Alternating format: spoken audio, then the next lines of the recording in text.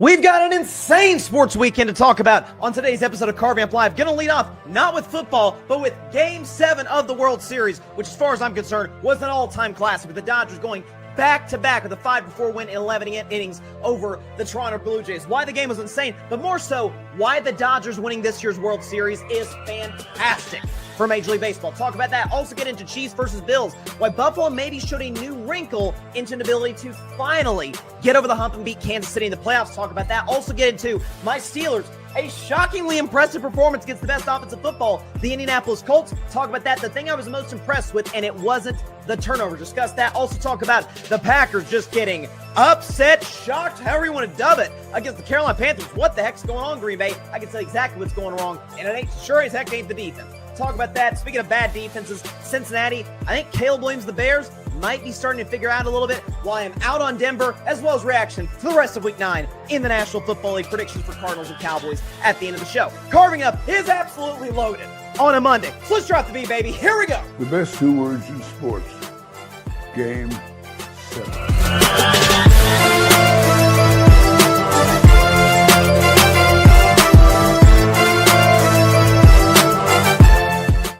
Late great Bill Russell was indeed correct on that one. The best two words in sports are Game 7.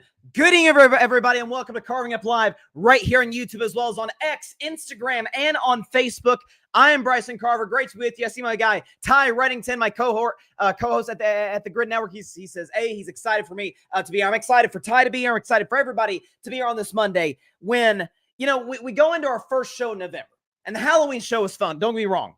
But we are starting to get into, pardon the expression, but the meat and potatoes, given this month where meat and potatoes are a big, storyline, get into the meat and potatoes of the sports calendar year. So Major League Baseball is over. We got one November baseball game, and it was an all-timer. We'll leave with that in a second. Talk about Bills and Chiefs. Josh Allen thoroughly outplaying Patrick Mahomes. Discuss that. My Steelers, I'm not going to lie to you, I was shocked. Utterly shocked at what I saw from my Pittsburgh Steelers yesterday against the Colts. Talk about that. Talk about the Packers getting upset. Yeah, I mean, you heard the open. That's what we're going to be talking about. A lot of NFL football, of course, as we do every Monday show. Reaction to all of the Week 9 games around the National Football League. I almost decided to do a Tennessee segment, a Tennessee Ball segment, not to rant on the team, but to rant on the fans.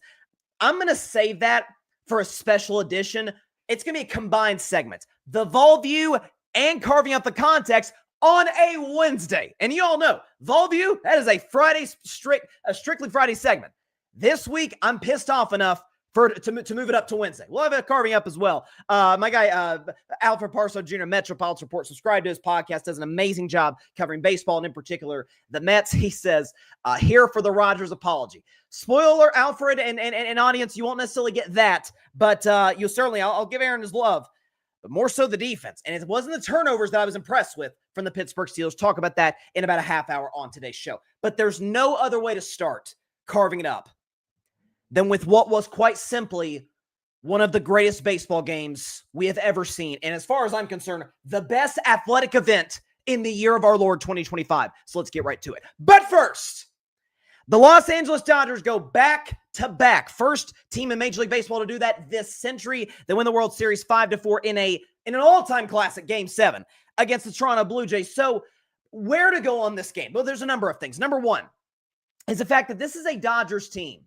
that we knew their primary weakness coming into the postseason was their bullpen. I mean, up and down the roster, the starting rotation is great. You got Snell, you got Glasnow, you got Yamamoto. And we're going to get to Yamamoto in just a second. Shohei Ohtani came back second half of the season. All these guys who stepped up.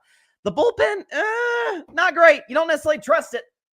And we saw in the Game 6 where Yamamoto gives them 6 strong innings, only gives up that one run. In the game, the Toronto Blue Jays put themselves in a position, bases loaded, or rather, runners on second and third, rather. It was bases loaded with no outs in the 9th inning to win this game in a Game 7. And what I think is really fascinating about this entire situation. So it's 4-2. Bo Bichette hits the home run off Shohei Ohtani early, and I'm thinking, man, if the Dodgers office can't get going. I know it was the 3rd inning, but you saw by the reaction by Shohei, it's like, gosh darn it, I might have just blown it there. And Shohei's been really good on the mound this postseason. He thought he blew it. Dodgers call back into it. 8th inning, Max Muncy, underrated kind of hero, sub-hero of the game. He was kind of like the Robin to Miguel Rojas's Batman, but you got, really Miguel Rojas was kind of Robin, I guess, to Yamamoto's Batman. And then obviously you got Max Muncy showing up as Alfred, so to speak. But Max Muncy tying home run, or home run to cut it to a 1-run game in the 8th inning. And with the Toronto Blue Jays, let's put it this way, forget 2 outs away from a title. A strike and an out, because it was a full count to Miguel Rojas at the bottom of the Dodgers lineup. I'm thinking, along with everybody else, holy smokes, we're going to get Shohei Ohtani at the plate, World Series on the line, Dodgers trailing by 1. This is must-see TV. And Miguel Rojas steps up there, hits one into left field, and bam, we are tied. Goes to the bottom of the 9th. Still Blue Jays got a shot to win it. Bases loaded. It's like, oh my gosh, Yamamoto, who, just threw 100 pitches, or 96 pitches, I believe, in game 6, after throwing a complete game in game 2, after almost having to come in out of the bullpen 2 days removed from throwing 100-plus pitches off the complete game in a game 3, had that gone to the 19th inning. If Freddie Freeman doesn't become the hero of that day, Yamamoto pitches. So he got his work. He had his work cut out from the World Series. He stepped up. Bases loaded, 1 out. Ground ball hit to Miguel Rojas. And I mean, Kiner Falefa is inches away from scoring the winning run. Will Smith, the catcher for the Dodgers, just for a second, has his cleat off of home. And then at the last second, spike of the cleat, touches home plate. Kiner Falefa's out. And then still, fly ball left center. I talked with my good friend Addison Ragland. Shout out to Addison, my former co-host at the Triple Option Show last year. Big Dodgers fan, former softball player. And I kind of asked her, I was like, was that play more difficult than it had to be? Fly ball looks like Kike Hernandez is going to kind of, not Willie Mays, but kind of like basket catch that. He's going to, look it into his glove. And here comes Andy Paez. Just full on Ed Reed's the guy. Like it's 2009 NFL football. Jumps up, makes a play, knocks Hernandez into the wall. And we go to overtime. Will Smith with the go-ahead homer in the 11th. By the way, also with 2 outs. Some more 2-out damage by the LA Dodgers. And then bottom of the 11th, Toronto's got Vlad Guerrero Jr., 90 feet from the plate with 1 out. Sack fly, we're tied. Ground ball to Mookie Betts, steps on second, throws to Freddie Freeman, and the Dodgers are champions. And this is in no way to rub in what this type of defeat represented for the Toronto Blue Jays. But if we have this graphic, I'd love to pull it up here just to show how painfully close. Here we go. We got it. The Toronto Blue Jays were to winning a title. So lost in 18 innings in game 3. That was devastating. And then, but by the way, before they came back to win games 4 and 5 in Los Angeles, had runners at second and third, no outs in the 9th of game 6, 2 outs away from a title in game 7 before obviously the Rojas homer.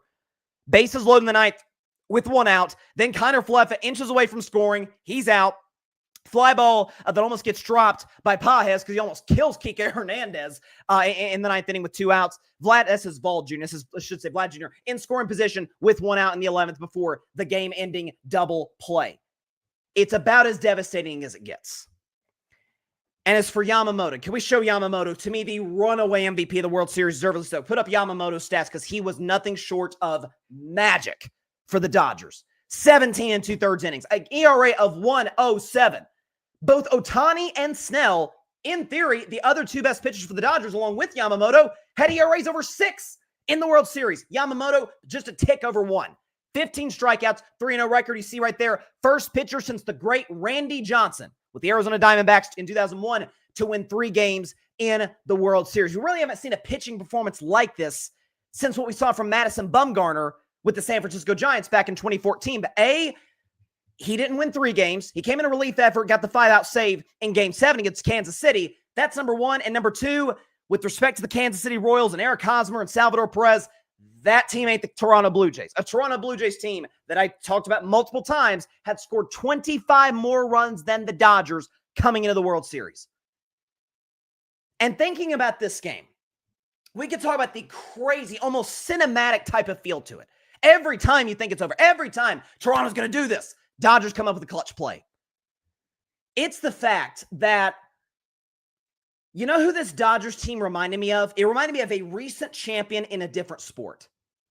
Ironically, both teams went back-to-back. They reminded me a little bit of the 2023 Kansas City Chiefs.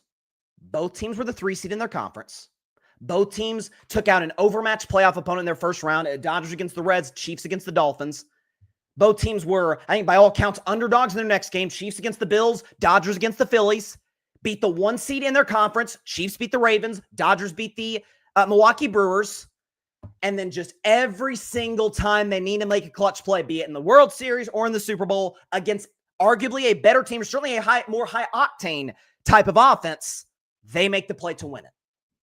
And by the way, both the Dodgers and the Chiefs in 2023 had subpar regular seasons by their standards. Dodgers just barely got to 90 wins. Like, Dodgers won the NL West, but I mean, there's a reason that they had to go on the road for games 1, 2, 6, and 7 against the Toronto Blue Jays. The Blue Jays were better. And so there's an element of, man, if you didn't get them now, when are you going to get them in the next few years? I'm not saying they're going to reel off 5 in a row or something, but watching the game end and the Dodgers win the World Series, yes, as a Red Sox fan, I'm glad Toronto didn't win. I'm not going to lie to you. I'm glad Toronto didn't win. Felt bad for Vladdy. Glad Toronto didn't win. But in a larger sense, for the health of Major League Baseball, Game 7 was a great night. Unless you're a Blue Jays fan, obviously. Because it means for the first time in a quarter century, baseball's not only got a dynasty, baseball's got a villain. Baseball's got a Darth Vader, which football's had really for the entire Super Bowl era, save for a few gap years in between. Right now, it's the Chiefs, it was the Patriots, it was the Cowboys, it was the Niners, it was the Steelers, it was the Packers. NBA, isn't the NBA kind of going through a dry spell because of the god-awful CBA? And I've talked about that in the show with Adam Silver, the horrible CBA that basically prevents teams like Oklahoma City, for example, from becoming a dynasty. Because last I checked, NBA is at its most popular when the Lakers and Celtics were dominating in the 80s, and the Bulls in the 90s, and the Shaq Kobe Lakers early 2000s, and the Warriors in the 2010s. That's when the NBA is most popular. Why? Because there's a Joker to everybody else's Batman. There's a Darth Vader at everybody else's Luke Skywalker. There's a Thanos to everybody else's Iron Man. In other words, everybody kind of unifies around that one team. Oh, man, I hope David can beat Goliath in this match. I hope David can beat Goliath in the World Series or the Super Bowl or the NBA Finals. And when they do, because the Dodgers run is going to last forever. No run does. When that team eventually gets over the hump and does beat, well, let's say we get a rematch in 2026 and the Blue Jays beat the Dodgers to beat a 3-decade curse. Folks, you cannot tell me that would not feel differently than if they'd beaten the Phillies or the Padres or the Brewers or the Cubs. It does. It felt different for the Cavs beating the Warriors in 2016 than it would have felt if they'd beaten the Thunder or the Spurs. It just does. And that's, I mean, ask the Detroit Pistons what they felt when they finally got over the Lakers in the late 80s, or what the Bulls felt like when they finally got over the Pistons in the early 90s. There's a bit of a climbing the mountaintop type of vibe with it, and you're going to see that somewhere in the future. Eventually, someone is going to conquer the giant that is the Dodgers. And before I have to hear about payroll and, oh, they bought their way to a title, never forget, and I'm sure my guy Alfred is watching, shout out to Barry Gritton Jr. as well, big Mets fans, but, and this isn't a shot at them, it's a shot at the organization. Never forget the Mets, $300 million payroll the last 3 years, and they missed the playoffs 2 of those 3 years. Couldn't even get in the postseason over the small market Cincinnati Reds this year in what was in the middle to bottom of the NL, kind of a weak, weak league. Couldn't get in the postseason 2 of the last 3 years, the New York Mets. Don't forget the New York Yankees, who haven't won a title since 2009. It's been 16 years. There's a whole generation of kids that have never known the Yankees to be a great franchise in terms of a championship-winning, type of franchise. Philadelphia Phillies still can't get over the hump. Every year it feels like division series, NLCS, they disappoint you against Arizona or Atlanta or the Dodgers. So we can talk about big market team. The Boston Red Sox, big market team, won't spend money. Wouldn't bring back Mookie Betts. Traded Rafael Devers as a salary dump, despite the fact that he was far and away the best power hitter in their lineup. Don't get mad at the Dodgers for doing their job the right way. Don't get mad at Mark Walter, the owner. Don't get mad at Dave Roberts for pulling all the right strings. And he's taken a lot of crap from Dodgers fans over the years. Dave Roberts has been excellent the last 2 postseasons. Don't get mad at Dave Roberts for doing his job as the manager, for managing a bad bullpen all postseason long masterfully. Trusting Miguel Rojas, trusting Andy Pages defensively, putting him in for Tommy Edman in Game 7. And certainly, don't get mad at Shohei Ohtani and Freddie Freeman and Mookie Betts, who had a terrible first 5 games, Huge RBI single in game 6, got the game-ending double play in game 7. And a Yoshinobu Yamamoto, who is nothing short of brilliant in the final games. Or really not the final games, all series, really going back to game 2 against Milwaukee. Complete game against Milwaukee in game 2, complete game 2 against Toronto, almost pitches in game 3 because how long the game went, saves the Dodgers season in game 6, and closes the deal in game 7. That was incredible. It truly, truly was. And so, congrats to the Dodgers. Baseball, finally, after decades without it, has a villain, has a bad guy, has a Goliath that all the rest of the Davids are coming after. And when they do, how satisfying will that be? It doesn't feel the same when it's Raptors Warriors, Lakers Heat, Bucks Suns, Celtics Warriors, Nuggets Heat, Celtics Mavs, Thunder Pacers, different teams every year. Everybody says they love parity. Funny, the ratings say differently. It's the most watched game in Major League Baseball in almost a decade. People love big moments with big-time teams, with dynasties, with teams that do everything the right way, great ownership, great manager, great roster. Get mad at your big market. And I'm talking about big market teams. And I'm not talking about the Tampa Bay Rays, Kansas City Royals, or Colorado Rockies. I'm talking about the Red Sox, both New York teams, the Phillies, the Padres. You've got resources similar to LA. You're just not willing to spend the money like the Dodgers are. Blue Jays darn sure don't have the resources the Dodgers did. They probably should have won the series. It's not the Milwaukee Brewers won more games than anybody in Major League Baseball. Anybody acting like a Dodgers championship was just always inevitable. It was always going to happen. Or lying to themselves or telling a revisionist story, because that simply was not the case. After they beat the Reds, I can't not count the number of people that thought they were going to lose to Philadelphia in round 2. Some thought they lose to Milwaukee. A lot of people thought they lose to the Toronto Blue Jays, especially after it was 3-2 going back to Toronto. So that was a lesson in handling adversity, the heart of a champion, all the cliches we hear about. The Dodgers showed every bit of that to be a very real thing. They are a dynasty, 3 titles in 6 seasons, and this was one of the heroes. The hero is Yamamoto, but the Robin to his Batman, Miguel Rojas, who never, if it's not for this guy, Yamamoto's not even in position to win the game. This was Miguel Rojas after the game with Tom Verducci talking about the win for the Los Angeles Dodgers and that game-tying hit in the 9th. Yeah, I was never trying to hit a home run. I think this is the first home run against a right-handed pitcher during the whole year, and it came to the biggest part of my life and my career, in front of these fans and in front of the city of LA and my teammates. Kind of like battle, and I can really describe right now the emotions that I felt. Not just tying the game, but given the opportunity to bring Yamamoto for another spectacular performance. That guy is everything that you can ask for. I have to put my teammates in front of me because I wasn't able to do whatever I did today because without the confidence of Doc, my teammates, and everybody who kind of believe in me. I mean, it's listen, obviously a humble kid, just had the biggest hit of his life, one of the biggest hits literally in Dodgers franchise history, and they've had a lot of them in the last 2 years, 2 of them by Freddie Freeman. But that was just an all-time sports classic. Forget baseball. That was an all-time classic game in all of sports. Got a lot of comments from my man Alfred. He says, the great Ohtani is not human. That's a fact. The Dodgers are now both villains and a dynasty. True. Love this comment. Almost forgot to mention him. Kershaw can retire on a ring even though he faced one batter in this World Series. Yes, but it was huge. And I said it.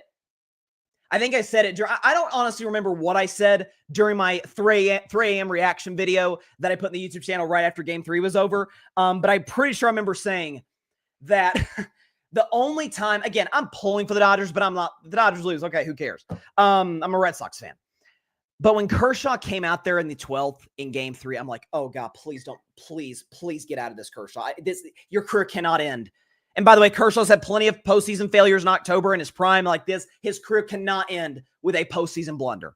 And so for him to get out of that spot, his interview with the guys at FS1, Kevin Burkhardt, Big Papi, A-Rod Jeter was fantastic. I should have brought my Dog t-shirt because David Ortiz, by the way, the great David Ortiz, Mr. October in the 21st century as far as I'm concerned. He obviously often gives the My Dog t-shirt. He gave it to Mookie Betts after game 6. Did he give it to Yamamoto after game 7? I'm sure he did. It was either Yamamoto or Miguel Rojas or somebody. I'm sure one of those two guys got it. Maybe it was to Kershaw. I'm one of the people that can say I should have brought the shirt down here. Now I'm kicking myself to the studio. But I am one of the few people that can say, got a My Dog t-shirt from Big Papi. So, didn't pay dime for it. Papi himself didn't give it to me. I think the director at Fox gave it to me. She was very, very nice. But I guess I can say that I got the My Dog t-shirt from Papi. And I didn't play a single pitch of baseball. So that was great. But no, Kershaw, shout out to him. Okay, so, and then I disagree with Alfred to a degree in this. He says, tell Manfred to get rid of the ghost runner rule, more suspense and extra innings.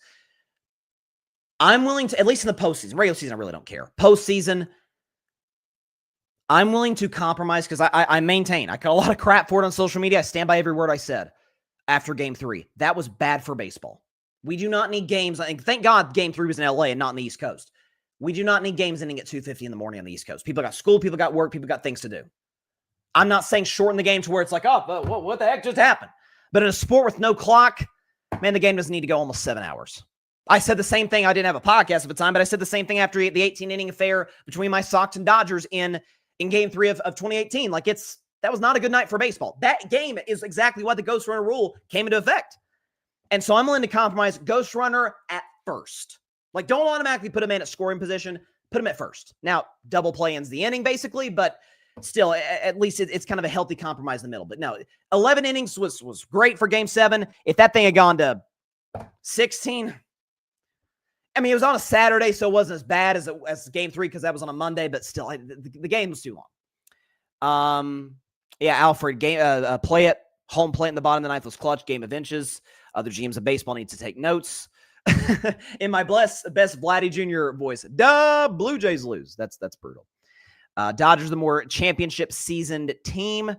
Mookie with 4 rings, Freeman with 3. Yeah, don't remind me about the 3 rings that Mookie's gotten since being out of Boston. And first repeat champion since 99-2000, no question. And he also says trading Devers got to the playoffs, sir. Maybe it got us to the playoffs. We were dead on arrival once we got there because Trevor Story at that point was our home run leader. He had 25. And I love Trevor Story. I hope we bring him back. I definitely hope we can bring him back. Maybe if we get Kyle Schwarber, that fixes things. There's rumors Schwarber might want to come to Boston or come back to Boston. I would be more than thrilled with that. Mets had the worst team in baseball. Yeah, no question. Miguel Rojas, the most unlikeliest of heroes. And that is, let me put that comment back up. That is what makes, that's what makes these game 7 so amazing. That's what makes Super Bowls great is, man, it could be somebody out of nowhere. Yeah, we think about the stars. It's why I picked Teoscar Hernandez before the series to win MVP is because in recent years, man, it's not really the superstars that win World Series MVP.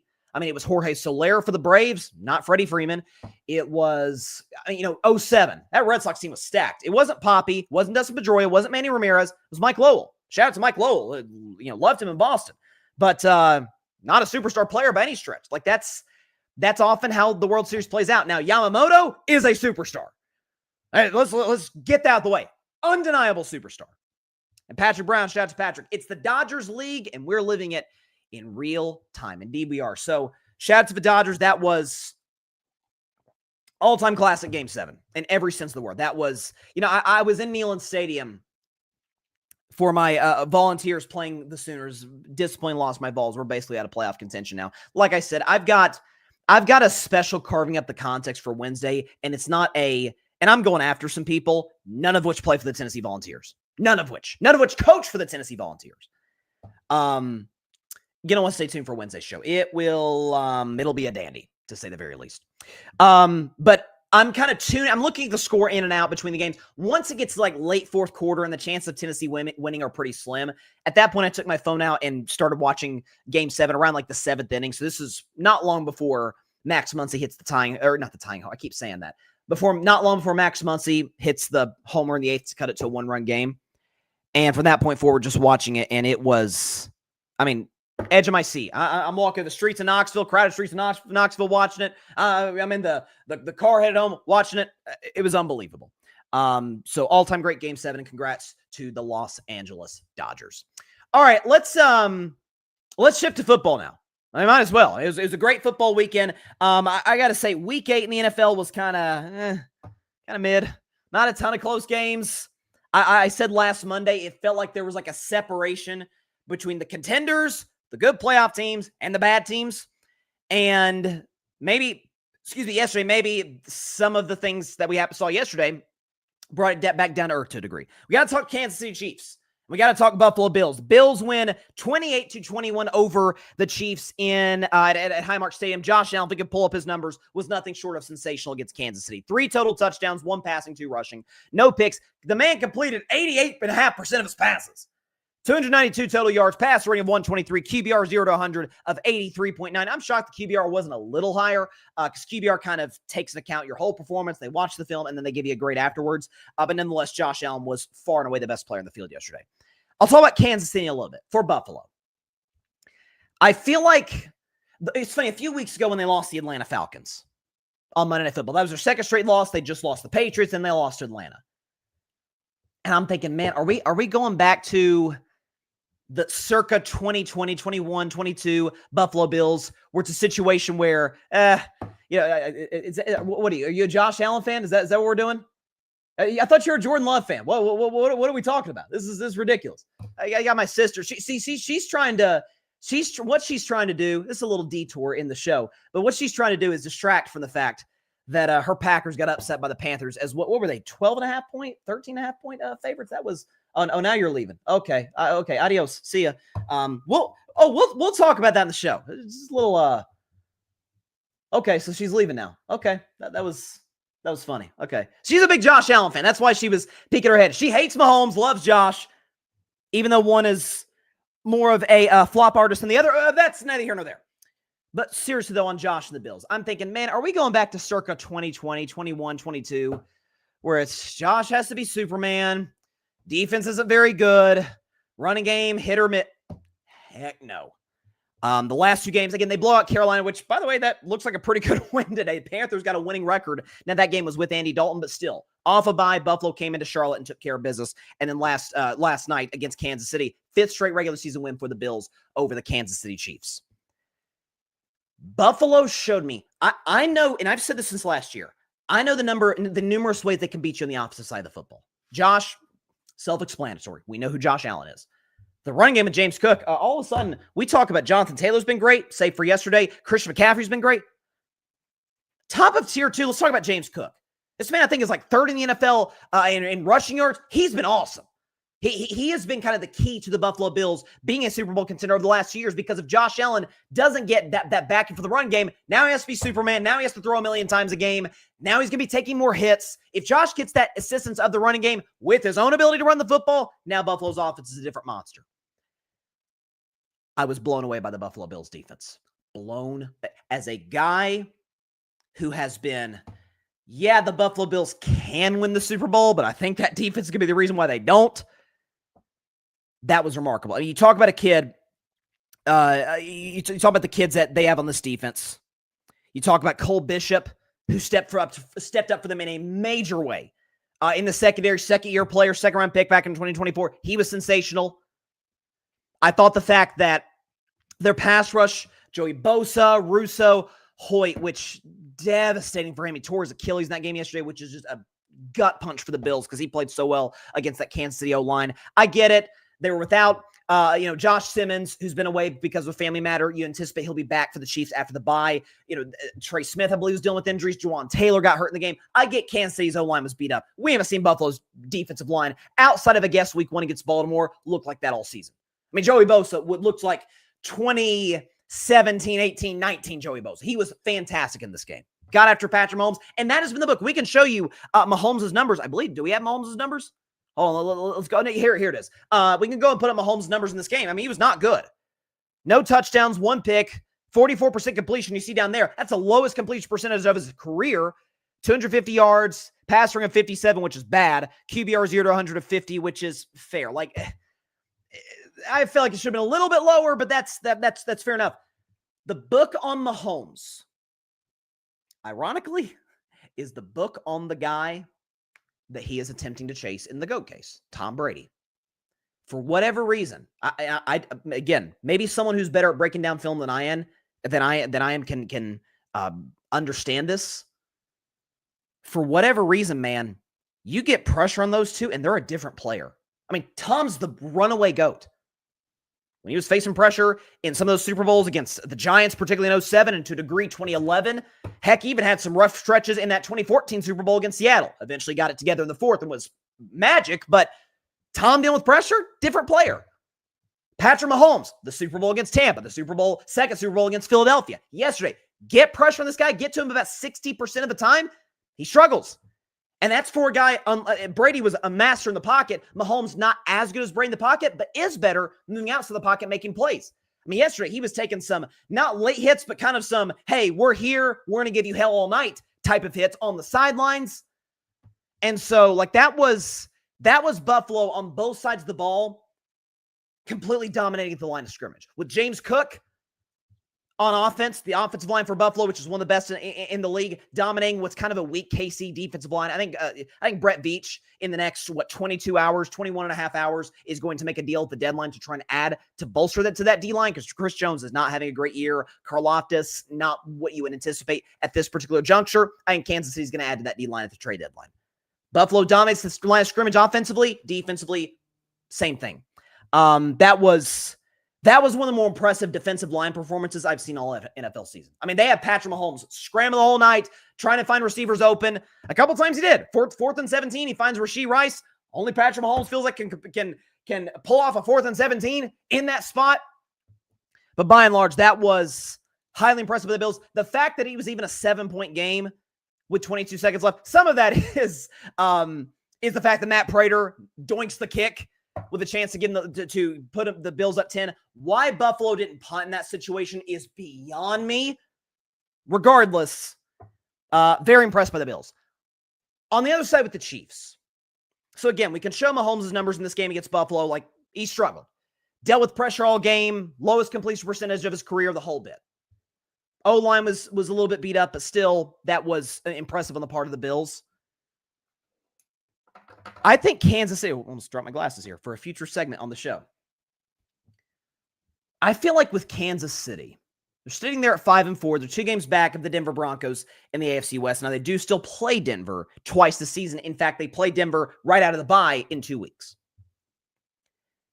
I made a prediction on the Kansas City Chiefs, a week ago, 2 weeks ago? I thought they would win this game. I picked them to win this game. I was obviously wrong. But I said, whether it's the game against Buffalo, maybe it's a Denver game. Maybe it's not going to be a Chargers game because they're not getting swept by the Chargers, especially now with the injuries to LA, which we'll talk about later. Maybe it'll be one of these weird ones. But my prediction was that Kansas City would lose a grand total of 1 game the rest of the year. And I made that prediction about 10 days ago. They've lost it. They're going to run the table. They're going. The next time the Kansas City Chiefs lose a football game will be the fall of 2026, barring an injury to Mahomes, or barring maybe they have their playoff spot locked up by week 18, and so they sit their starters. Barring any of those 2 circumstances or scenarios, they're going to win every single game they play the rest of the way and win Super Bowl 60 in San Francisco. Here's why I say that. Number 1, the toughest game on Kansas City's schedule the rest of the way is at Denver. 2 things, and this will spoil my Broncos take a little bit, which I'm saving for later in the show. But number 1, they're coming off a bye, and Andy Reid is awesome off a bye. Number 2, I'm sorry, I'm not. I think Denver's roster sensational. I'm starting to be a bit of a seller on Bo Nix. Seriously, like, clutch, don't get me wrong. Eagles, Giants, Texans late yesterday, albeit without CJ Stroud. That guy ain't beating a fully healthy Chiefs team. Like, I don't care if it's at home in Denver. Broncos have won, was it 8 games in a row, 9 games in a row at home? That's over in 2 weeks. As long as Mahomes is healthy, and he will be. That's off a bye. That's a must-win game for the Chiefs. Frankly, the rest of the year is kind of must-win games for the Kansas City Chiefs. Denver twice, a team that Mahomes has owned over the course of his career. Chargers later this year, and the Chargers have just, by no fault of their own, just been ravaged by injuries. You still play, well, what about the Colts? A, that's an Arrowhead. B, just see the Colts yesterday against the Steelers defense that I'm still not terribly convinced is all the way back. I hope I'm wrong, but I am not convinced after 1 game. Daniel Jones ain't going into Arrowhead and beating Mahomes. I tell you, that ain't happening. Just like he wasn't going to SoFi and beating Stafford. That's off the table. And then you got, what do you got? Raiders. Let me put up the rest of Kansas City's schedule because it's not the murderer's row that people make it out to be. Texans defense is great. The offense is atrocious. Then you got Titans, Raiders. That will get Kansas City worst case to the 2 seed because my prediction preseason was 13-4 for Kansas City. That'll get them to the 2 seed, which is where I had them. I think when it's all said and done, Buffalo's going to run down for New England for the AFC East. And we will get, as we've gotten 4 times, a rematch of these 2 teams in the playoffs in the final game at Highmark Stadium. Check the tape. This was my preseason prediction. AFC title game, Buffalo, New York, the final game ever played in the history of Highmark Stadium. Kansas City will go into Buffalo, beat the Bills, because, they always beat the Bills, and Patrick Mahomes, as great as Josh Allen is, has outplayed Josh Allen every single time they faced in the postseason. And overall, he's been the better player, indisputably. And so I don't hear a lot of panic in the Chiefs. I think that's because people know they played their C- game and it came down to a Hail Mary at Buffalo with Josh Allen playing his A++ game. So Chiefs will be fine. And not only that, I think they're going to run the table. I really, really do. Their schedule, the toughest game left is Denver. And that's off a bye. For Kansas City and Andy Reid, we know going back to Philly is immaculate off a bye. And also, that fourth quarter pixie dust in Denver is going to run out. Yeah, it is. That's not sustainable over the course of a season. There's a stat I'm going to bring up on the Broncos later that shows that. And so, highly impressed by what I saw from the Bills. Defensive line controlled the line of scrimmage. Offensive line really controlled the line of scrimmage. And that's the book on Mahomes. That's the book on Tom Brady. Get to them, bring pressure. They're a different player. And I'll also say 2 things, because I happen to think if this game was played at Arrowhead and not Highmark, and if these calls had gone in the opposite direction for number 15 instead of for number 17, that heck, this might have led my show over Game 7. Is that, Josh Allen, I hear about, Mahomes flops. He draws all these roughing the passer calls. He's soft. Number 1, Josh Allen led the NFL in roughing the passer penalties last year, if my research serves me correctly. Number 2, I saw Josh Allen slide in this game against Kansas City and was quite literally tapped on the helmet and threw his head back. I mean, listen, I know he's married to Haley Steinfeld. Maybe his wife is giving him acting lessons. I don't know. Maybe he gets an Oscar before she does. Who knows? Throws his head back like, oh my God. Thank God the refs didn't fall for it. If that had been Mahomes, I think the internet would have lost it. I know the internet would have lost it. Third quarter, Kansas City's driving. Patrick Mahomes throws a pass. Live, it looks like it's in no man's land. Mahomes in the pocket. Bam! Flag that for intentional grounding, except you look at the replay, that sucker was tipped at the line of scrimmage. But according to Gene Steratore on CBS, they can't review that. I think that's a dumb rule. I think they should change that after the year. But as of now, 2025, they can't review that. If that had been Josh, and I love Josh Allen, second best quarterback in football easily, there would have been a full-on, as usual, outrage on the internet. And by the way, something else too, one last thing, because I've heard for the last couple of years that the games are just rigged for the Chiefs. That the game, the outcomes have been decided. It's WWE. They're decided ahead of the game. I mean, it's obvious to everybody. Because these one-score games, if it's close, the Chiefs are going to get a call to put them over the top. That's what I heard all of last year. Do you know the Chiefs are 0-4 in one-score games? Haven't won. So there's all that. For all you conspiracy theorists that believe in the idiotic idea that the games have been fixed ahead of time, which is impossible to do, by the way. If people understood how hard it was to fix an NFL game, fix any professional sport. Regardless, very impressed by what I saw from the Buffalo Bills. Be back after just a 1-minute break to talk about my Pittsburgh Steelers. Is what we saw yesterday from them against the Colts, is it maybe sustainable? Talk about that in just 1 minute on Carving Up Live. Don't go anywhere. We got a lot to show. Lots of show left to do. Don't go anywhere. We'll be back in just 1 minute on Carving Up Live.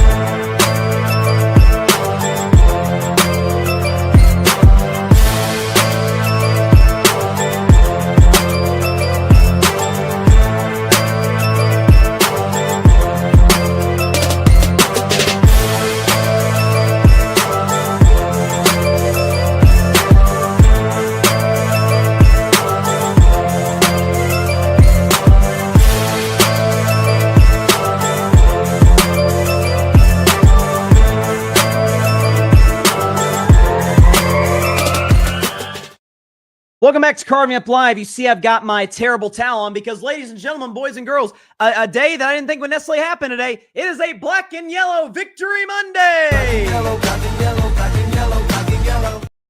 Indeed it is. The Pittsburgh Steelers, my beloved Pittsburgh Steelers, beat the Indianapolis Colts 27-20 as a 3.5-point home dog. Listen, I thought I've been hard on Mike Tomlin. Will continue to be, by the way, if things don't change quickly. But I thought the Mike Tomlin as a home dog, always take the home dog Mike Tomlin thing was dead after last week against Green Bay. Looks like it isn't. So listen, we could talk about the offense, which was, I didn't want to say it was that good necessarily. It was more just opportunistic because it was playing off the not 1, not 2, not 3, not 4, not 5, but 6 turnovers that the Indianapolis Colts committed yesterday, 5 of which, by the way, 3 interceptions by Daniel Jones, 2 fumbles, and then a botch on a punt return in the first half, which netted the Steelers at no points. So I can't give the offense a grade much better than a B-. Like, aside from the Roman Wilson play, which was dumb. What are you doing, dude? Outside of the hurdle where he fumbles the ball. Outside of that, didn't turn the football over. Aaron Rodgers playing that game manager role. He was efficient. Passer rating of 95. QBR of 0 to 100 of 60. Like, that is around 200 yards, a touchdown, getting the ball to guys like Darnell Washington and DK Metcalf. I believe 9 Steelers caught passes yesterday. That is when Aaron Rodgers can be at his best. At age 41, 2 years removed from an Achilles surgery, 4 years removed from being elite, 5 years removed from winning a playoff game. That's where he has to be effective. Ball out of his hands quick, especially with the terrible Steelers offensive line. Ball out of his hands quick. Let's spread the ball around. I would love to see Omar Khan go out in the trade deadline and address the need for a wide receiver too. God bless Calvin Austin and Roman Wilson and anybody the Steelers, they've tried. What's my man's name? Shoot. I'm forgetting his guy's name. Johnny Smith's a tight end. His name escapes me. Still can't remember his name. Number 15 for the Steelers. I can't remember the guy's name. Apologies. Regardless, the fact that this team is able to be as effective offensively without a number 2 receiver, with yesterday and in large stretches of the season, well, really for the last few years, no running game. Ben Skronik, that's who it was, by the way. Ben Skronik. I was trying to remember who that was. Ben Skronik has been their number 2 at times. Aaron's got to get the ball out of his hands quick. Aaron's got to be efficient. Aaron's got to be accurate. He can't make the plays outside the pocket that he used to, except for like 1 or 2 throws every other game. Saw it against the Packers. Saw it at times against the Bengals, who I think don't believe in this thing called defense, which we'll get into in about 10 minutes or so. The Steelers offense did what they were supposed to. The Steelers defense blew me away. So first of all, it started with literally in the parking lot of Acrisure Stadium. They showed it on NFL Countdown on ESPN. I mean, Mike Greenberg and the guys were dying laughing watching. It was funny, but it was also accurate. Is the fact that Pittsburgh Steelers fans were holding a literal open casket funeral for the Steelers defense in the parking lot. I mean, you had fans coming in and out to pay their respects, to pay tribute to what used to be a hallmark of Pittsburgh Steelers football. Great defenses. Looks like that's gone. Steelers defense stepped up. And you say, well, yeah, of course they did 6 turnovers. That's not it. The Steelers have beaten, ironically, the top 2 teams in terms of record in the AFC, the Colts and the Patriots, with a combined, this stat doesn't even seem real, 11 takeaways against the top 2 teams, the Colts and the New England Patriots. That's not sustainable over a 17-game season and then playing into January. Sometimes, again, some of it's being opportunistic. Some of it's being right place, right time, which involves a little bit of luck, a little bit of schematics, a combination of the two. And some of it is football shaped kind of funny. Sometimes you're going to play quarterbacks who do play mistake-free football, who aren't going to give you an opportunity to make plays, more disciplined teams than a young Colts team or a very young Patriots team. With a veteran defense in Pittsburgh, Watt, Hayward, Patrick Queen, Jalen Ramsey, like older guys who have been there and done that, is that if you're not forcing turnovers, can you get stops? And the fact of the matter is that this was a Colts offensive line that in the first 8 games of this year gave up 9 sacks. So barely over a sack a game given up by a great Colts O-line. Yesterday, the Steelers had 5, and it was all started by the man who I kind of called out in the last couple of weeks, right? He'd been quiet. He hadn't been making a lot of noise. He hadn't been showing himself to be the second highest paid, defensive end coming into the season. TJ Watt gets to Daniel Jones, ball comes out, Steelers go down, score, then Peyton Wilson gets the pick, and then the Steelers go up. They never lose the lead from there. Is that when you have Watt and Highsmith and Cam Hayward, who batted down some balls of the line of scrimmage. I thought he was great yesterday. When you have Keontae Benton getting the quarterback, even Joey Porter Jr. had a sack yesterday. When you have a defense that says, you know what? Is the Colts passing game scary? Sure it is. Alec Pierce and Tyler Warren, we get it. Number 28 is not going to beat us today. Jonathan Taylor, who is in the MVP race, he will not beat us today. And what did Jonathan Taylor have yesterday? Like 45 yards rushing? Yeah, 14 carries, 45 yards. 3.2 yards a clip. The Steelers said, you will not beat us. Didn't break any long runs. This is a guy who feels like every other week scoring 3 touchdowns. I mean, he's on pace to get the triple crown, to be a triple crown winner at the running back position in terms of carries, yards, and touchdowns. Steelers, and credit where it is due, Mike Tomlin, Terrell Austin, by the way, both of which I still have massive questions about. One game does not fix everything, folks. Got to see more for me to fully buy into the Steelers defense. But the personnel is certainly there, particularly up front, particularly with the depth at pass rush with Watt and Highsmith and Herbig. And in the interior with obviously Cam Hayward and Keontae Benton and Derek Harmon. Like all of these guys the Steelers can throw at you. They have a deep bench in that regard. It was once said, gosh, who was, what GM was it that said? I'm forgetting who it was off the top. I think it might have been, I forget who the GM was, but said basically the 2 steps, obviously easier said than done, to be a successful NFL franchise. Keep your quarterback comfortable, make theirs uncomfortable. Steelers didn't really do the first that well, and haven't done that well in years because they don't develop offensive lines well. But the other, they've aced. TJ Watt is a master at that. And he makes things easier for Alex Highsmith, who's earned his money, and Nick Herbig, who's a good third down pass rusher, and Cam Hayward, who's more of a guy who can blow up the run and bat balls down at the line of scrimmage I think this is year 15 for Cam. So that's the part that I was most impressed with. It's not the turnovers. The turnovers were great. That ain't going to happen every game. I mean, you saw Jacksonville yesterday. Like, Jacksonville's kind of been living off turnovers, but if they're not, Geno Smith can cook you. That's, I mean, that was a lot of us brought Bowers, but different game, obviously. You can't always live off turnovers. Can you get stops? Can you make Daniel Jones' life miserable? And they did. Got to him 5 times. I don't know what the pressure count was, but that was, I'm not gonna lie, I was shocked. Pleasantly shocked yesterday about what I saw from my Steelers. And there's an element of, and that was a must-win game. It was. With Baltimore on your heels, I said on Friday's show, oh my gosh, there'll be a game back of us by the end of the weekend. Because Baltimore's got Lamar back. Maybe the defense is fixed in Baltimore, or at least is better than it was. And the Steelers are going to lose 3 straight, and this is going to be a game separates us after we started 4-1. They started 1-5. Oh my gosh, this is a disaster. And now you sit up here and look today. This is why it's a week-by-week league, this NFL thing. Because as far as I'm concerned, the Steelers, in my opinion, should win their next 2 games. They go to LA to take on the Chargers, who A, don't have a home field advantage. It is going to be like 80% Steelers fans in SoFi. And B, Chargers O-line without Joe Alt is god-awful. This could be a field day for Watt and Highsmith and company. And then the next game probably will be kind of close because it's a divisional matchup and because this team has a high-powered offense, but Cincinnati, who, again, does not believe in defense.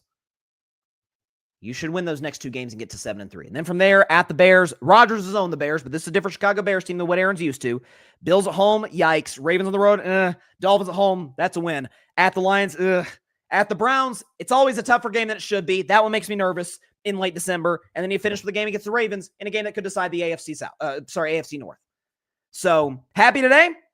Good win for my Steelers. Great victory Monday. And TJ Watt talked after the game with Evan Washburn of CBS about how the Steelers were able to make some damage and make some noise against the Colts offense. Just pinning our ears back, simplifying the game plan, things we talked about all week. Smashing the run obviously helps. Offense did their job today, and we just wanted to go out there and create turnovers, and we did it. You guys live in your own bubble during the season, but how much do you hear the noise and the critiques of a unit that was pretty prideful coming into this season? Man, we critique ourselves very hard ourselves, so there's a lot of film that need to be corrected. We didn't need people from the outside telling us. We took plenty of pride in fixing it.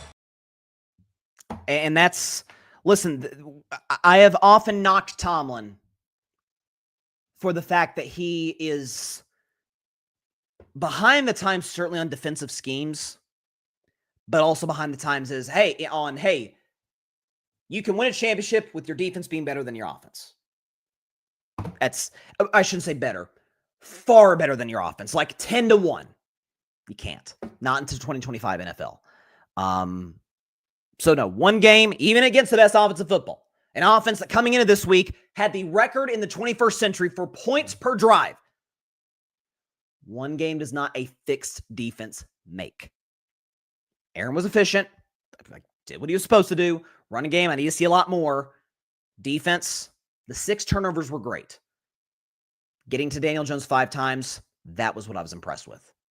Watt started it. Highsmith, Benton, Joey Porter coming in and make a play. Those guys finished. And Joey Porter also got the interception at the end that, closed the deal for the Pittsburgh Steelers. So, great win for Pittsburgh. There's no other way around it. Great win. That's their first. I said we kind of got lucky against New England, and we did. 5 turnovers, 2 of which were on the goal line. Like, though sometimes the ball just doesn't bounce your way. This was not a lucky win. This was domination at the line of scrimmage on the defensive side of the football, playing efficient offense, playing smart, aside from the Roman Wilson turnover, which he's a kid, he makes mistakes, but you cannot hurdle a guy when you're up multiple scores. Like, don't do that. Happy with what I saw from my Steelers, I got to say. To take the terrible towel off, that was good. That was very, very good. So, game against the Chargers that coming up next weekend. Need to get a win. There's no question about it. All right, let's shift to what was, sometimes you see on the internet, when they talk about a crazy game. I don't know if they still do it anymore. I remember this was like a thing a few years ago. This game was drunk. Yeah, I mean, it was hammered. This was your friend that goes to the sports bar and he has 5 drinks in and he is gone. That's how drunk this game was. Chicago Bears going to Cincinnati and beating the Bengals 47-42 in a game that I gotta admit, I've got I watched the games on YouTube TV, which YouTube TV, please figure out how to deal with ESPN. Like we got to get better at that. But I'm watching on YouTube TV. Got the quad screen on the television. Got the 4 games, the multi-view. And I've got some of the games on my phone, on my laptop, watching all the game. And as we get late into that early window, I've got Bears and Bengals in the top right corner of my screen. And I'm this close to shifting to a different, I don't remember what game it was, but shifting to a different game. Because at this point, Tremaine Edmonds picks off Joe Flacco in the red zone. There's under 3 minutes to go. The Bears are up 2 touchdowns. I'm like, oh, this game's over. It's over. Even if the Bengals score, they're not getting an onside kick. Well, they punt at Cincinnati, bam, score, and they get an onside kick because a Chicago Bear player makes you can't make this mistake. The ball goes off his leg short of 10 yards. Like, dude, you don't have to wait for it to come to you because that can be dangerous too. Just fall on it. Literally just fall on the ground, grab the pigskin, game's over. But nope, you can't do that. Joe Flacco and the Bengals, bam, bam, bam. Touchdown to Yosivas. Bengals are up 1. Next drive, Caleb Williams, who we'll talk about in just a moment, or just a few minutes. A couple of big passes. Horrible tackling on Colston Loveland. Not one guy, but 2 guys on him. And Loveland breaks the tackle, goes the distance for the game-winning touchdown for Chicago. Awful tackling. Phenomenal throw by Caleb Williams. I said this last week, is that, man, on some of the deep balls, Caleb throws them on a rope instead of on an arc.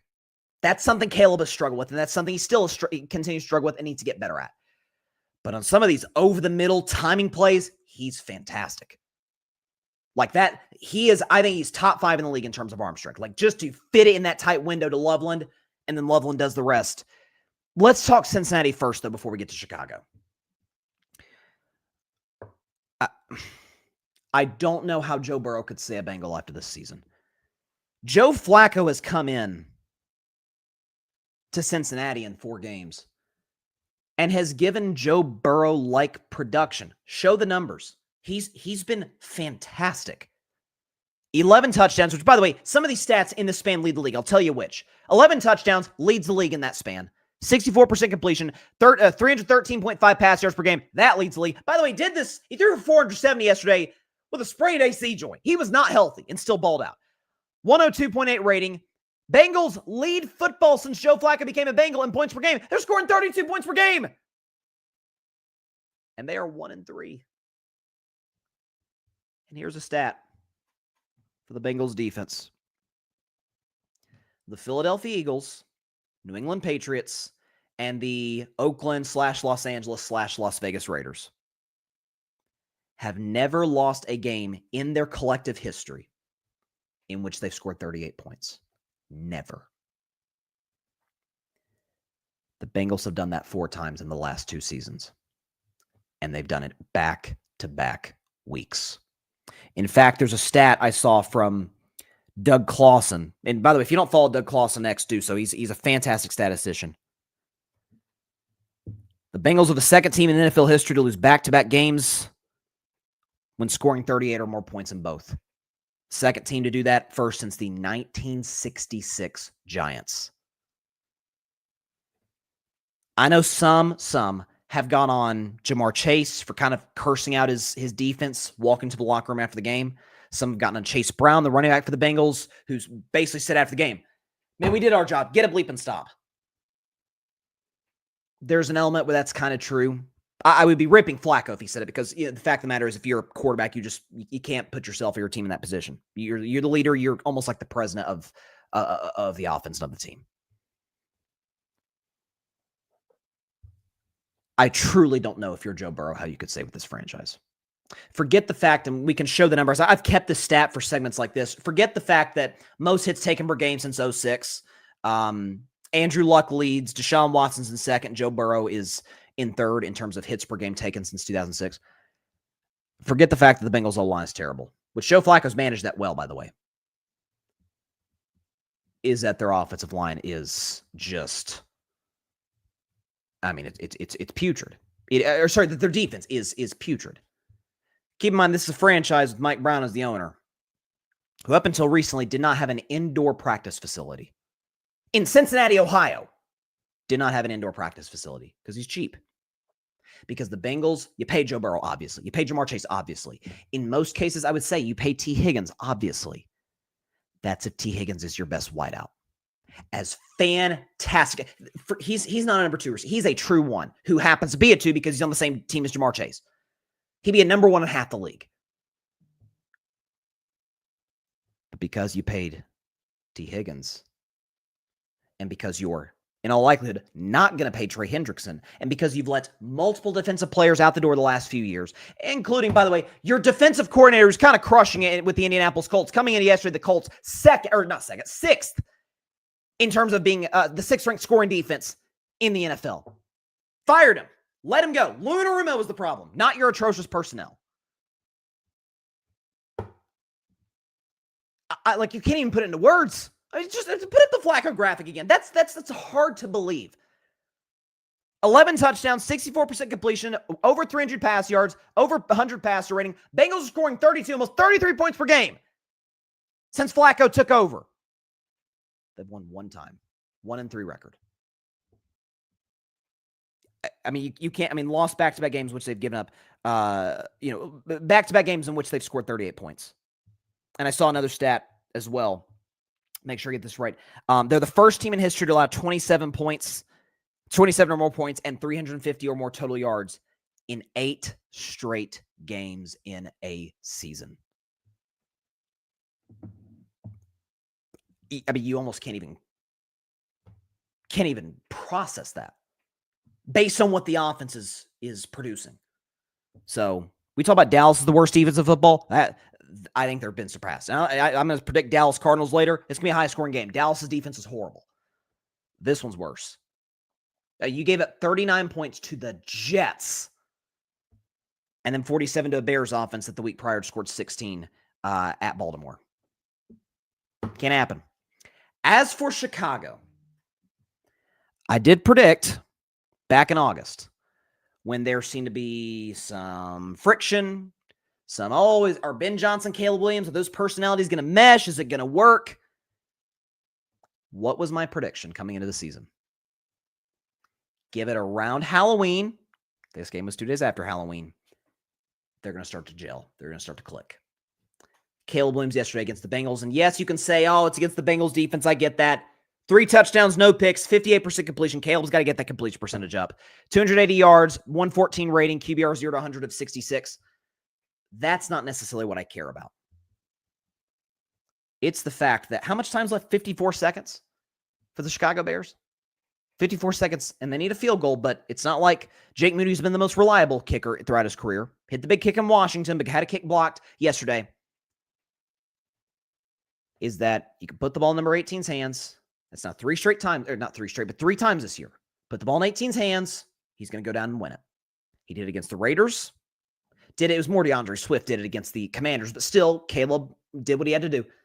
And then yesterday, made all the big throws down the stretch. Again, we can talk about the bad tackling on Colston level, and it was bad tackling. For Caleb to fit the ball in the way that he did, few quarterbacks can do that with that kind of arm strength to throw that in a rope. That's where Caleb's at his best. It's just the bam timing throws right down the middle. It's the over the top throwing the ball in an arc instead of on a line throws that he has to improve.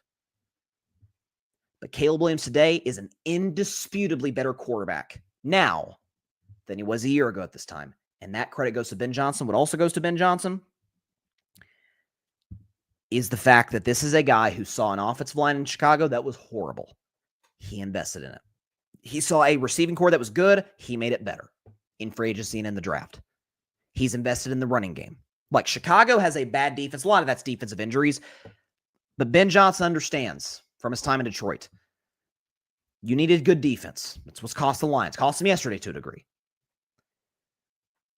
If you can't outscore teams any given Sunday, you're just not going to reach that next level of contenders. And I don't think the Bears are contenders.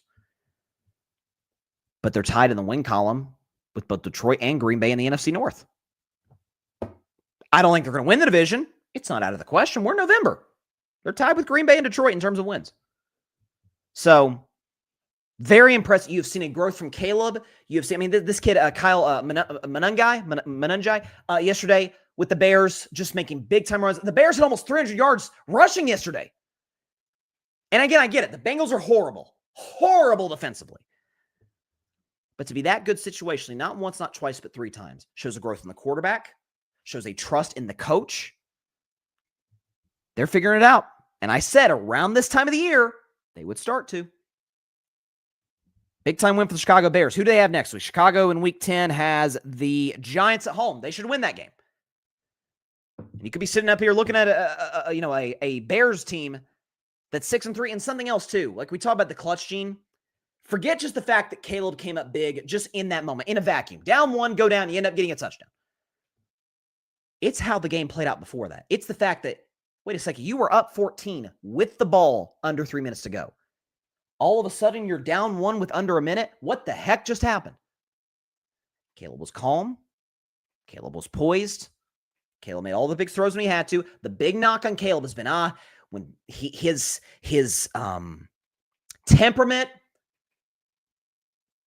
is reliant on the circumstances around him.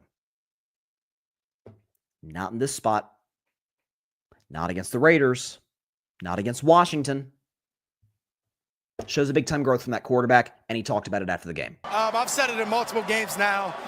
This has been the only way that we really haven't won. And that's an explosive offense over there. They got great guys on all sides of the ball. Obviously, kickoff returns, punt, all of those things. And so this is the one way, like I said, that we haven't won was a shootout.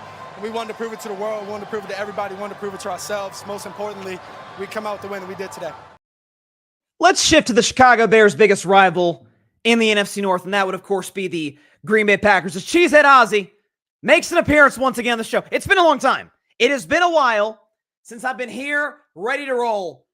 But the Green Bay Packers, as a 13.5-point favorite against the Carolina Panthers. I got a lot of picks wrong this weekend. I told you on Friday, 13.5 too many points.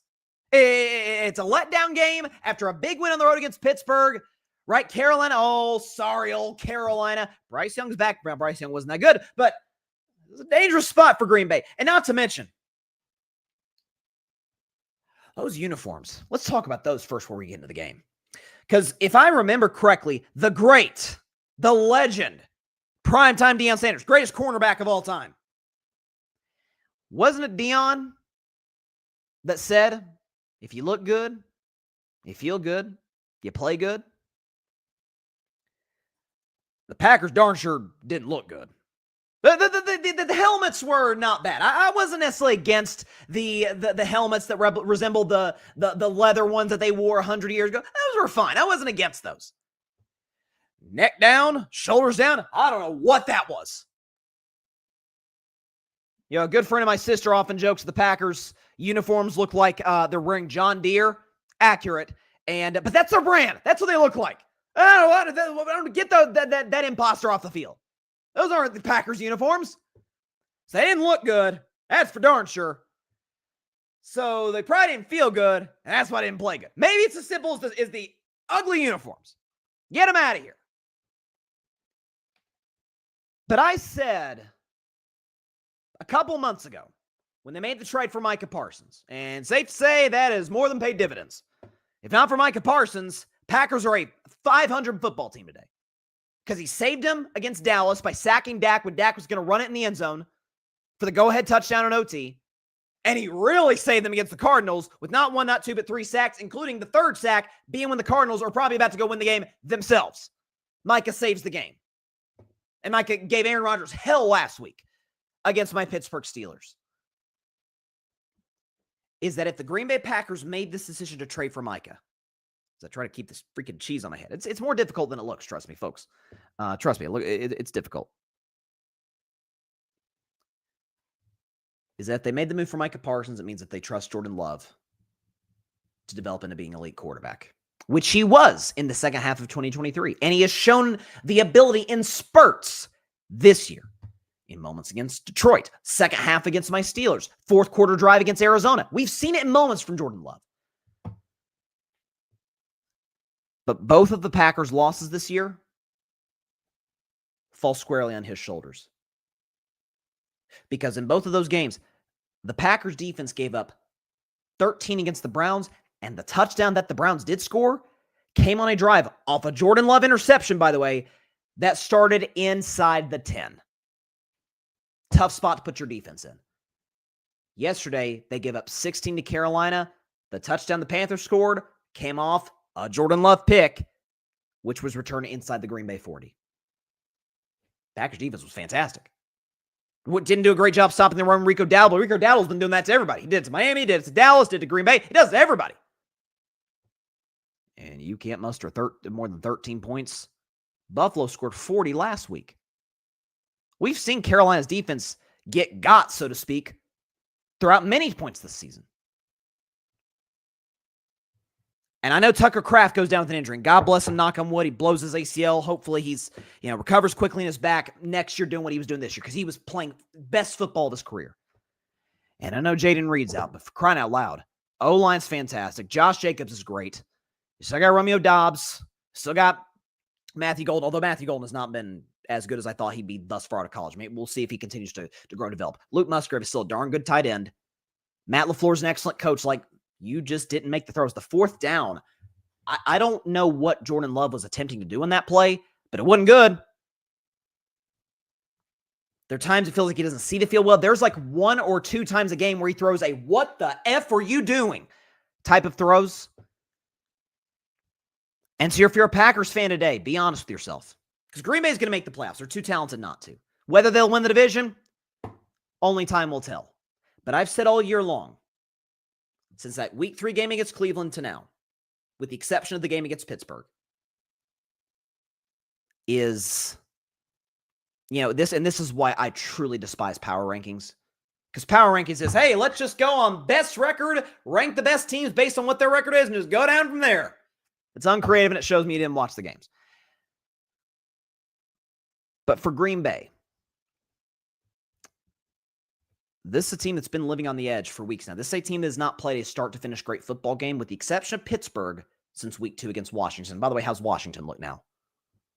Week 3, lose to the Browns. Really, not really. It was entirely because of the offense. Week 4, they tie Dallas. You're better than Dallas. You should win that game. Right? They kind of eke out a win against Cincinnati, and that was Joe Flacco's first start with the Bengals, by the way. It was Joe Flacco's worst game today as a Bengal. Closer game than it should have been at Lambeau off of a bye. You survive Arizona by the skin of your teeth, if not for Micah Parsons saving the day. You play great against Pittsburgh. And you score 13 points at home against the Carolina Panthers, a team that just gave up 40 the week prior to the Buffalo Bills. So,